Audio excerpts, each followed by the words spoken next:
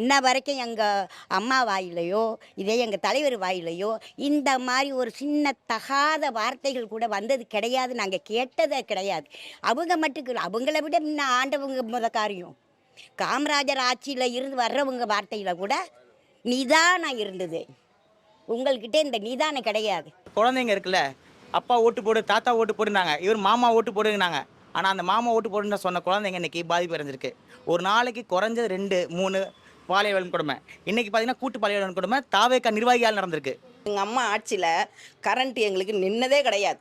இன்னைக்கு குழந்தை குட்டிங்கெல்லாம் நைட்டு ரோட்டில் உக்காந்துருக்குற நிலமை வருது. யாருக்கிட்ட கம்ப்ளைண்ட் பண்ணுறதுனே தெரியல முதல்ல.